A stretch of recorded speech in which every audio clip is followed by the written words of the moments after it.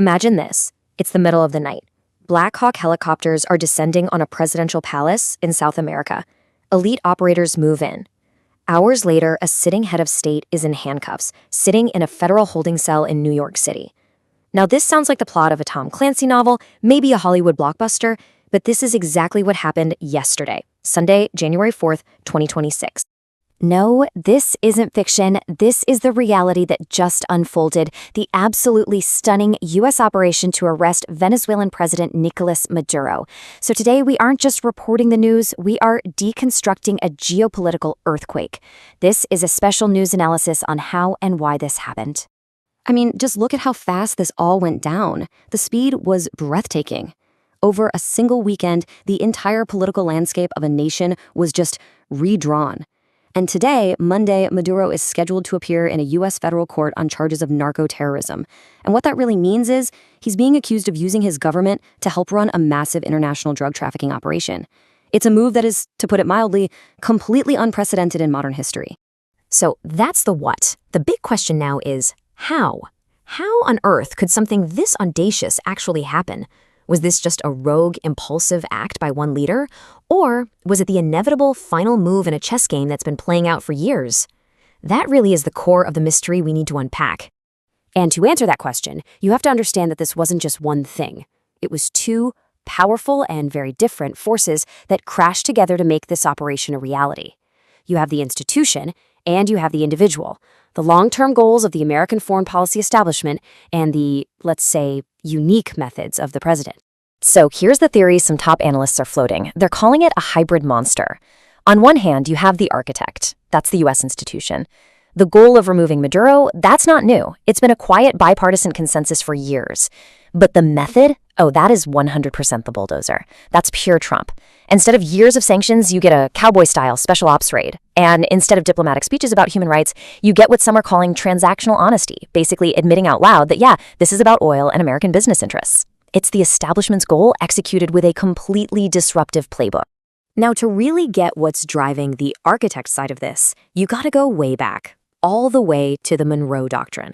For basically 2 centuries, this has been the bedrock of U.S. policy in the Americas. The foreign policy establishment saw Maduro's close ties with Russia and China as a direct threat, a challenge to American influence in its own backyard. And from their perspective, that's a threat that eventually had to be eliminated. And of course, let's not forget the elephant in the room, oil. Venezuela has the largest proven reserves on the entire planet. And what happens the minute the markets open this morning? Boom. Oil prices jump 1.3%. This is where global politics and the global economy collide, right in real time. So, while the goal of getting rid of Maduro might have had a quiet consensus in Washington, the execution has set off a political firestorm right here at home. You could not have a deeper or more immediate division. And it is stark. It's like we're living in 2 different Americas today. In one America, you have Democrats and constitutional experts screaming that this is an unconstitutional act of war. They argue the president illegally bypassed Congress and is repeating the very mistakes that led us into Iraq. But in the other America, you have Republicans and Wall Street celebrating. They're calling it decisive, results-oriented action that solved a 10-year problem in 48 hours. It's a fundamental clash, process versus results.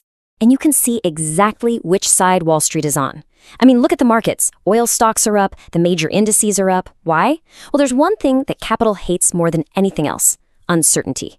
For years, Venezuela was a source of global instability. This operation, for better or for worse, delivered a decisive, certain outcome. And the market is betting that a stable flow of oil is better than another decade of chaos. And this quote, man, this really gets to the brutal political math of it all, doesn't it?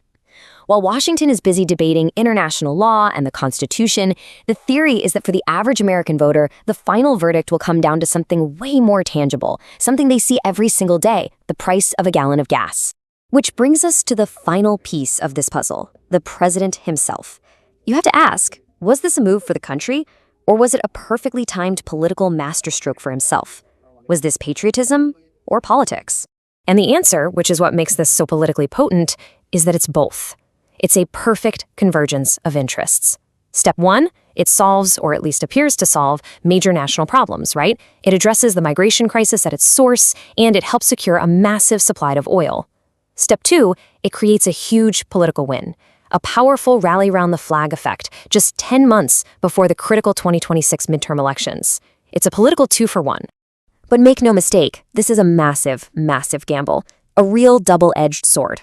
First, there's the quagmire risk. What if this turns into a long, messy occupation, betraying his promise to end endless wars?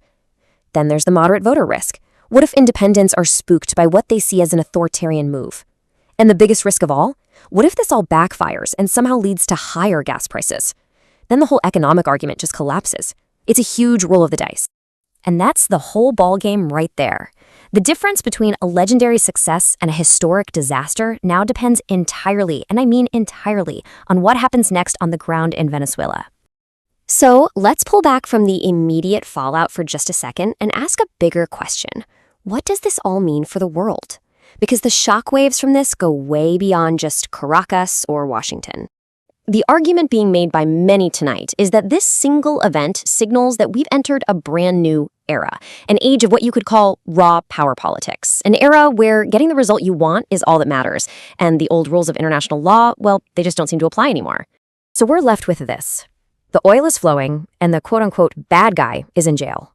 It's a clear result. But what was the cost? What's the price for tearing up the international rulebook? And that leads to the real question, the one that's probably keeping world leaders awake tonight. If it happened to Maduro, who is next?